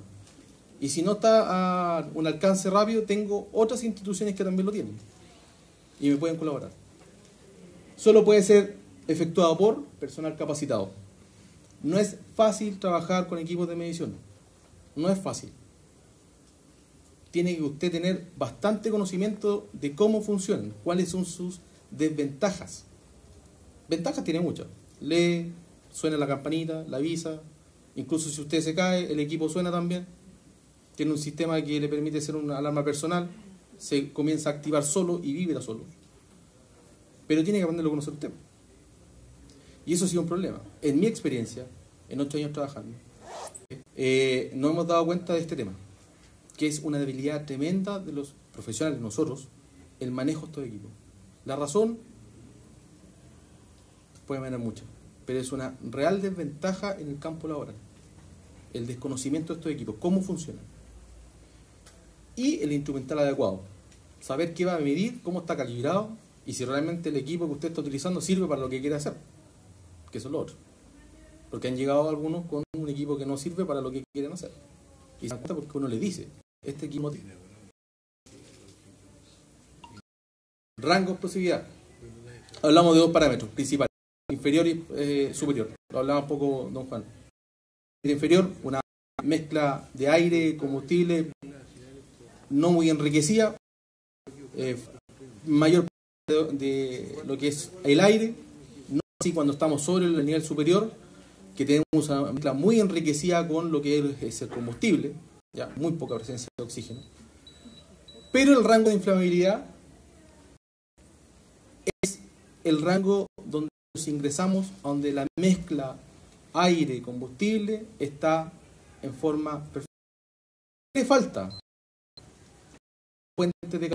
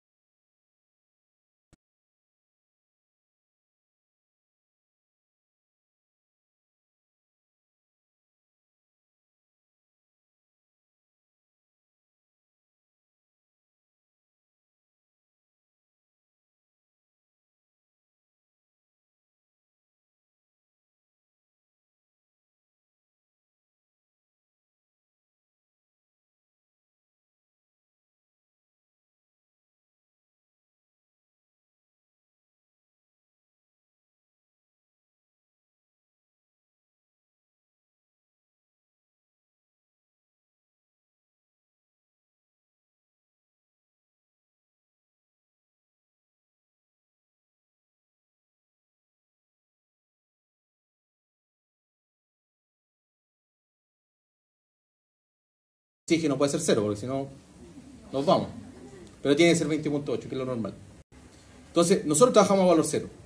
Puede ser 1, pero ese 1 es una condición presente. El por qué no lo sabemos, tenemos que un poco indagar por qué se da esa condición. Puede haber un mal trabajo de purga, puede haber una válvula abierta que esté permitir ingresar algún tipo de agente inflamable, y eso tenemos que controlarlo. Hay un poco el resumen, muy pobre, una fuente de ignición y la mezcla muy rica en lo que es componente. Vuelvo a hacer hincapié. Las tragedias y los eventos que suceden a nivel nacional e internacional no deben ser olvidados. Son los buenos, lamentablemente, son buenos ejemplos que podemos utilizar para nosotros anticiparnos a algunas problemáticas. Y nosotros tenemos uno de los eventos más grandes en Chile de una explosión por gas en Concepción, el Sanatorio Alemán. Está lo que sucedió en Valparaíso hace unos par de años atrás, donde hubo una explosión también por gas, donde murieron personas en la calle Serrano, en Valparaíso. Después de una emergencia que estuvo más o menos 7 días fugando, poco sacamos en conclusión. Sí, en el aspecto bomberil sacamos muchas conclusiones. Y los equipos de respuesta bomberos a nivel nacional, que hizo, fortaleció el trabajo de sus equipos HAZMAT, que son los equipos que trabajan en este sentido. Y en ese sentido mejoraron sus equipos de medición, sus equipos de detección, los mejoraron. Aprendimos de esa lección como equipo bomberil.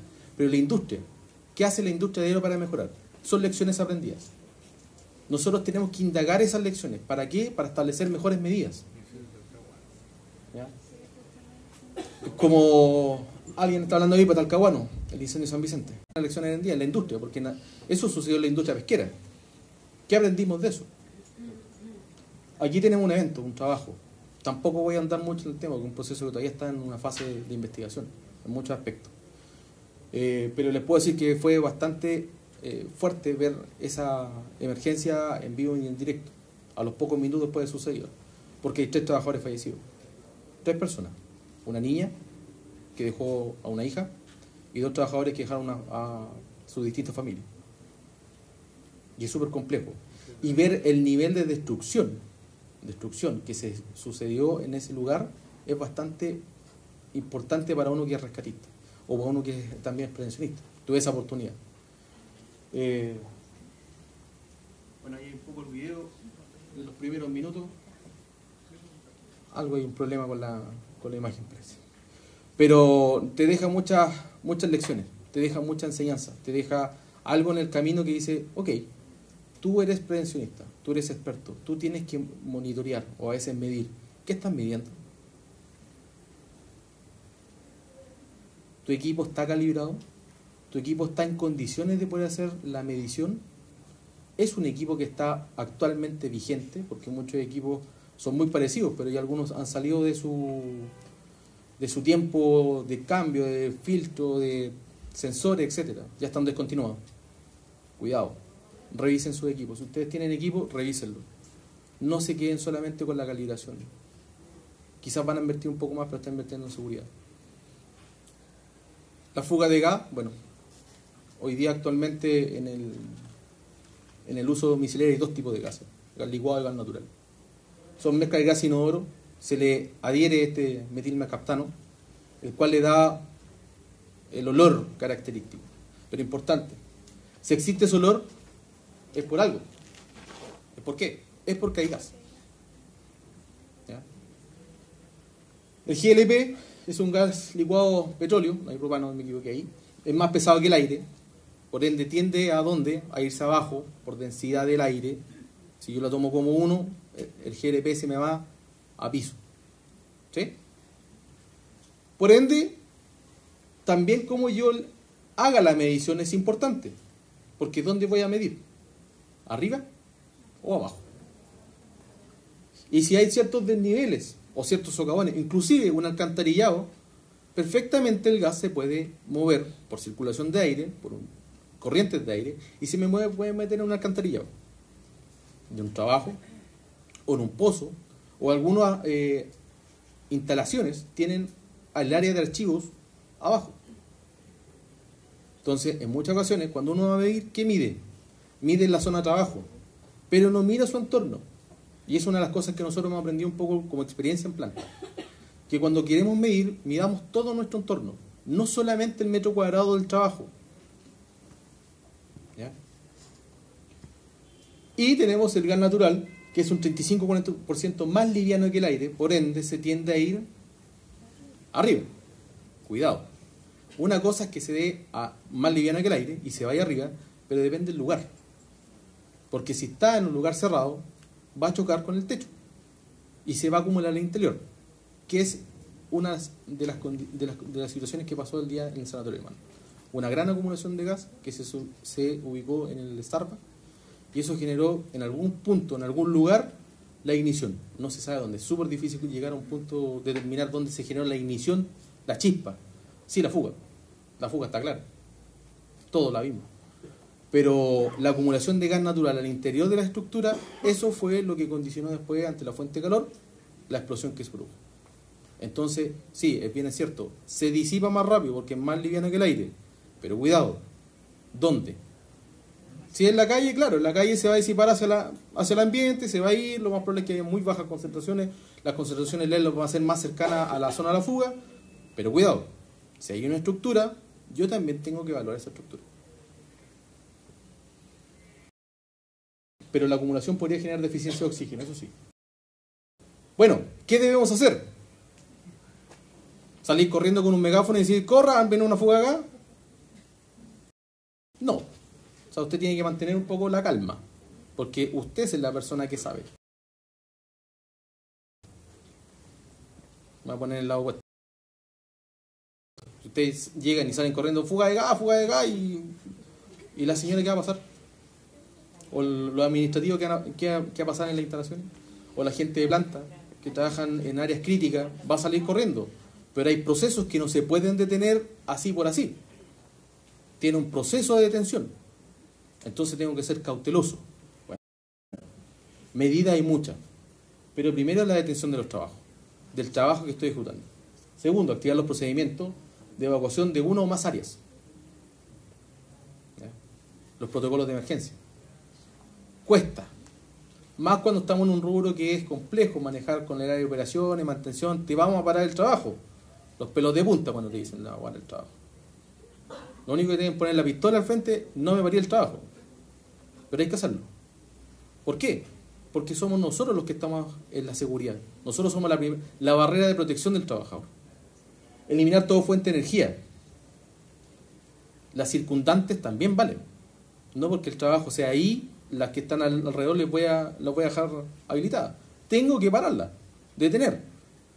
Proceder con el control de la emergencia, ya sea por medio interno, ya sea por una brigada de emergencia, etcétera, o también por medios externos como bomberos, o algunos equipos de respuesta externos que brindan esa protección, o las empresas de gas. Mantener las medidas de seguridad de ingreso al área hasta que se descarte la acumulación de gas con otros medios instrumentales. Si usted sabe que tiene gas, porque el olor lo siente, ¿qué tiene que hacer? Ir con su equipo de medición y efectuar las mediciones que corresponden. Descartar toda posibilidad. Cuando usted le valga cero, salga cero en el equipo, ¿usted qué puede hacer?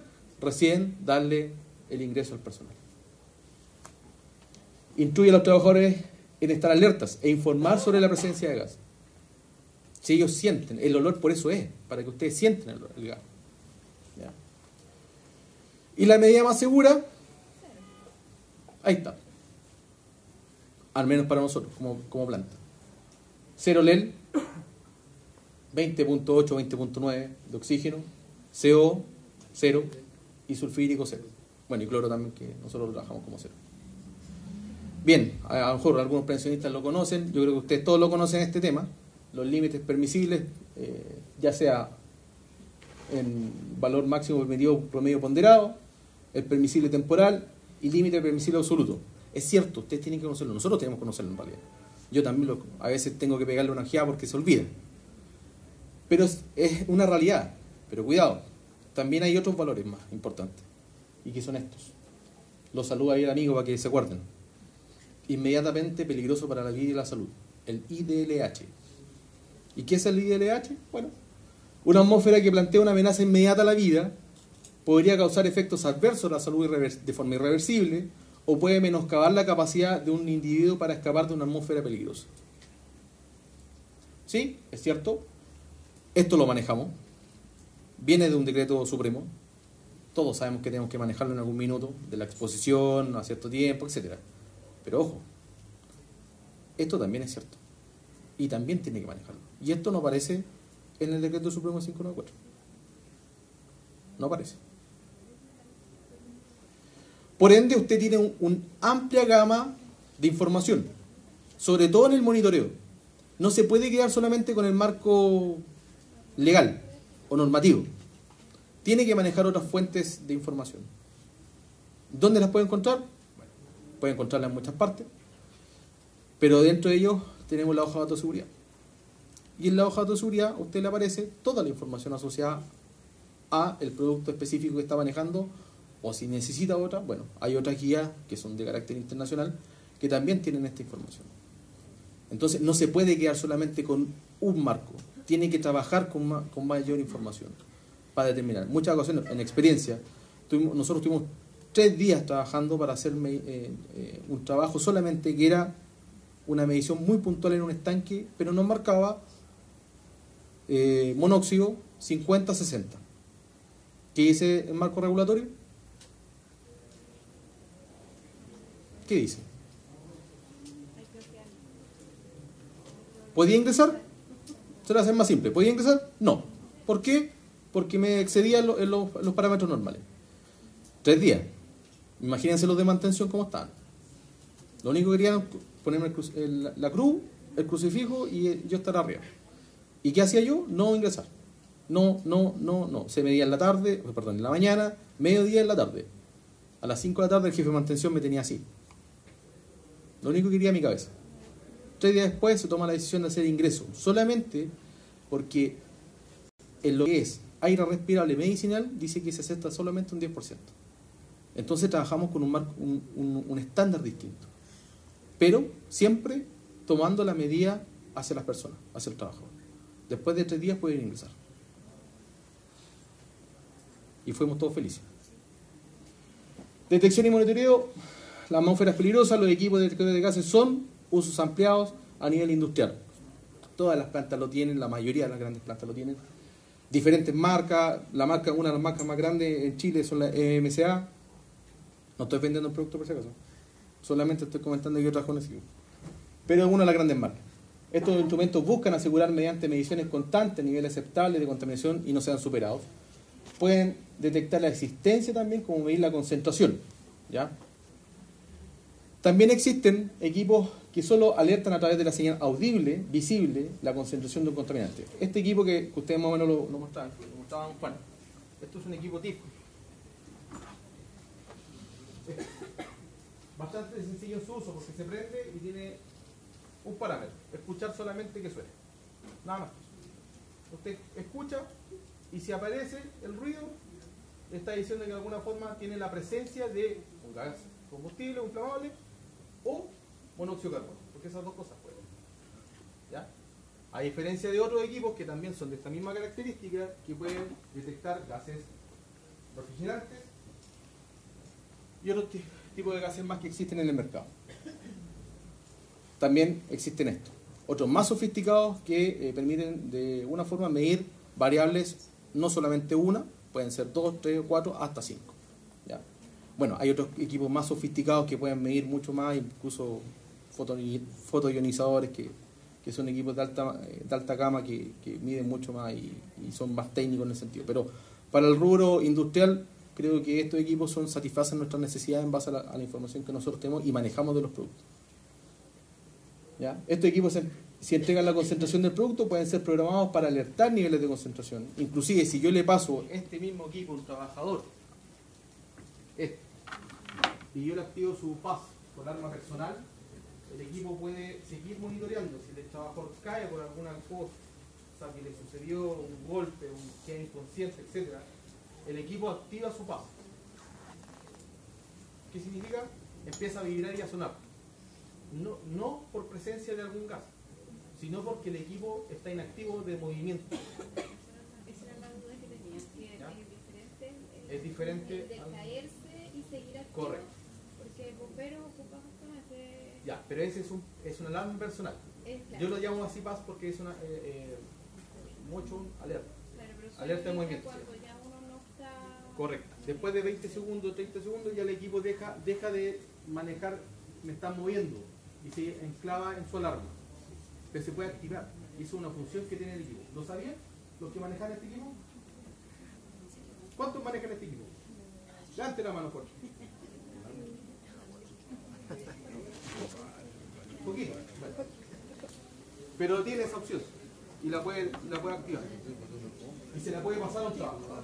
Porque a veces no necesariamente es por el accidente se origina por la presencia de gases tóxicos, sino que puede ser que el trabajador cayó o le vino algún problema médico al interior de un espacio confinado.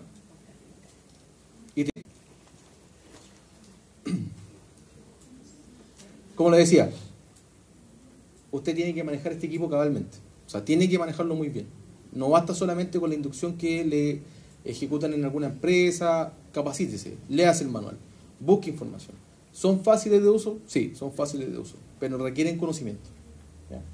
Una mala interpretación de datos puede provocar acciones desmesuradas, inclusive no tomar medidas que pueden significar un accidente. ¿Ya? Inclusive, una mala lectura puede significar tomar una determinación de ingreso y lamentablemente tener un trabajador accidentado. Si un equipo no está calibrado, puede tomar lectura errática o puede tener interferencia estos equipos con otros gases que se encuentran presentes. Y eso también puede llevar un poco a tomar medidas que pueden ser erráticas. Entonces usted tiene que conocer el equipo. Por otro lado, es necesario considerar que los equipos requieren calibración. Como decía, 6 meses. Nosotros en planta es todos los meses. Nosotros compramos el kit completo de calibración, que se llama Galaxy. Insisto, no estoy vendiendo el producto, solamente que estoy diciendo la marca. El equipo completo.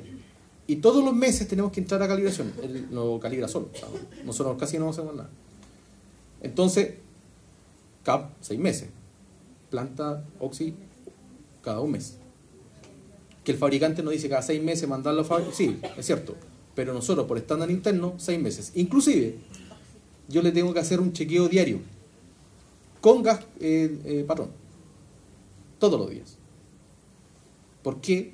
Porque el estándar corporativo me lo exige. Lección aprendida. Los equipos se verifican todos los días que estén dentro de sus parámetros y cada 1 mes se calibran y después se manda cada un año se manda al fabricante para que haga un proceso completo de verificación y calibración. ¿Qué consideraciones vamos a efectuar a la detección y medición? Como lo conversábamos y como lo decía don Juan y lo estoy diciendo yo ahora también. ¿Cómo yo debo medir? Tengo que tener la capacidad de medir la zona más baja. Si estos gases son más densos que el aire, van a ir a piso. Algunos que son muy cercanos al 1, igual al 1 como el aire, van a moverse en la zona media o se van a disipar en toda la zona de trabajo que pueda existir. O algunos que van a ser menos densos que el aire y se van a ir a la parte superior. Claro, esto es fácil, en teoría, porque esto se da en un estanque.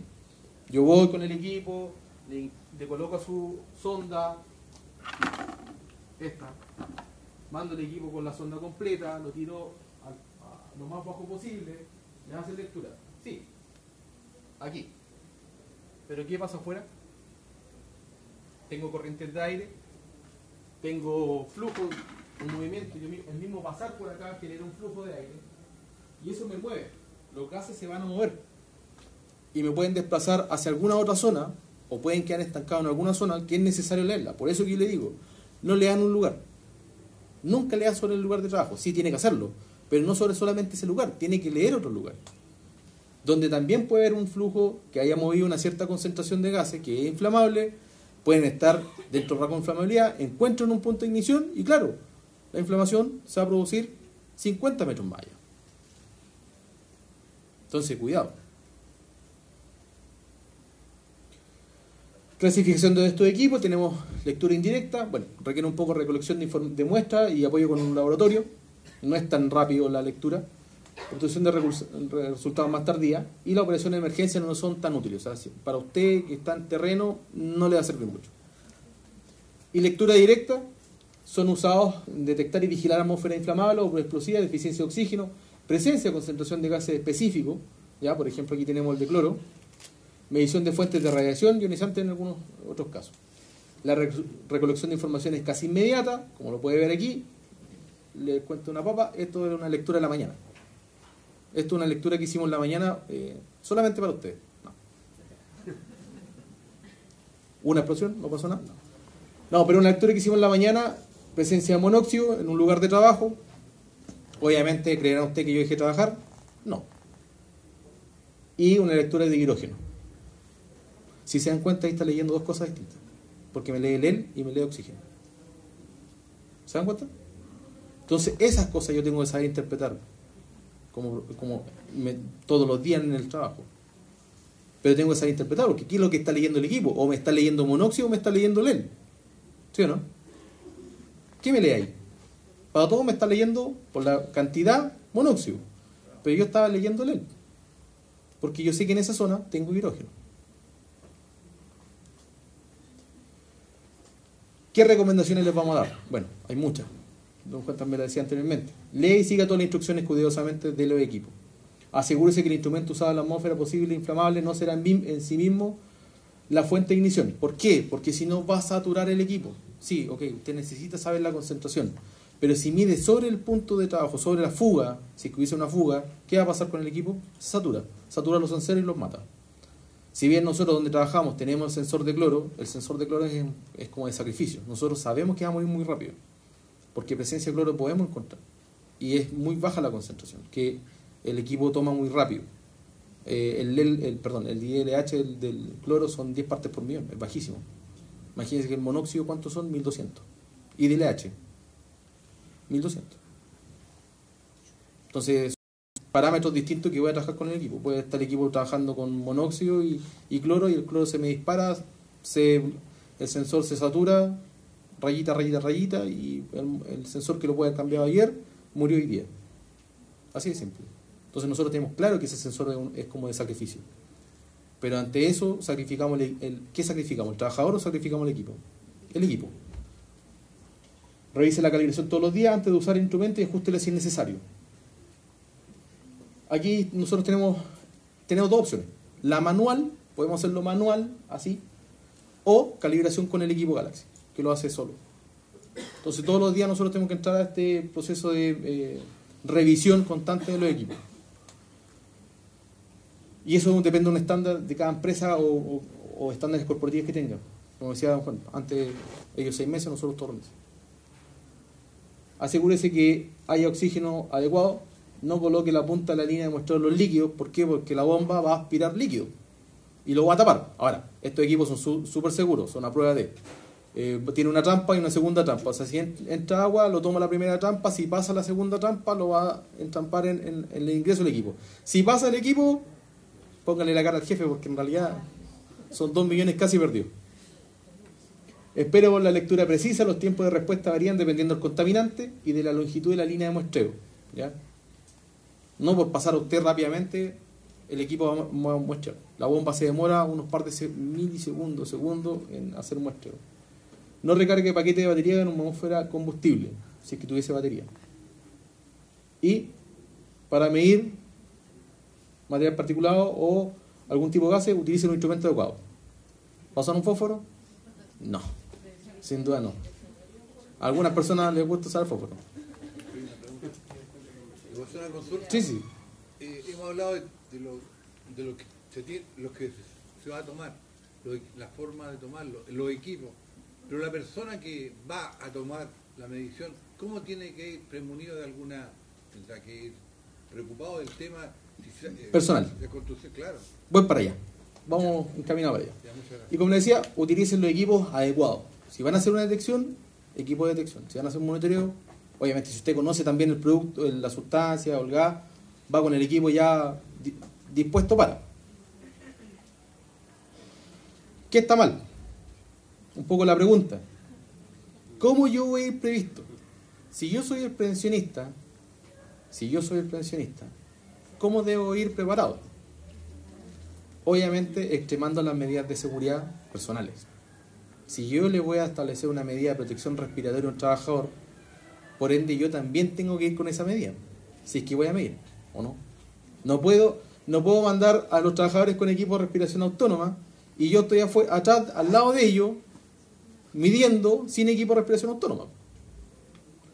Insisto, los gases en muchas ocasiones se mueven de tal forma que rápidamente una concentración de 0 puede pasar a 50, 60, 100, 200, 300. Basta un flujo de aire. Y si estamos en un pozo o estamos en un estanque donde mis trabajadores están protegidos y el prevencionista está mirando, ¿qué tengo que hacer yo? Yo tengo que tomar las mismas medidas de prevención o de protección que los trabajadores van a tomar. Si ellos no van a ingresar, yo no ingreso. Bueno, uso la varilla, con el equipo la varilla, lo tiro hacia abajo, bien, lo leo. Pero si yo voy a ingresar, yo tengo que ingresar con arnés, colocar los bloqueos, porque a veces, claro, los trabajadores bloquean y el prevencionista también tiene que bloquear. Pero a veces se nos olvida. No digo, porque a mí también se me ha olvidado, más de alguna vez. Me han tirado la oreja, pero se me ha olvidado. Pero es así de sencillo. Yo tengo que ir con los mismos niveles de protección que yo le voy a poner a los trabajadores, pero yo voy con una herramienta más, que es la medición. No espere que le coloquen la pistola, ni le pregunten 3 veces, bájese, bájese, bájese. ¿Sí o no? Si no, le van a pegar un tiro. Bien, nosotros una de las grandes aplicaciones que nosotros tenemos en planta es el tema del espacio confinado. Porque tenemos muchos estanques, tenemos muchos pozos, los cuales tenemos ciertos riesgos que tenemos identificados por evaluación de riesgos que hemos hecho anteriormente. Entre ellos, los pozos, las excavaciones. Hoy día pregúntense cuántas excavaciones son medidas como un espacio confinado. Poquísimas. Se toman como espacios confinados. O sea, perdón, se toman como excavaciones nomás. Nosotros tenemos estándar que sobre 1.2 metros ya consideramos un espacio confinado en ese lugar. Espacio cerrado nosotros lo llamamos. Pero se considera como espacio confinado. 1.2 metros. O sea, ¿qué estándar afuera lo toman así? Son pocas empresas. Y además, si tú le dices, no, lo vamos a considerar como un espacio confinado, te ponen el grito en el cielo. ¿Qué es un espacio confinado? Es cualquier espacio de apertura limitada. Entrada y salida de ventilación natural desfavorable, no tienen muy buena ventilación, tienden a acumular, suceder la presencia de ciertos gases y tener una atmósfera deficiente de oxígeno.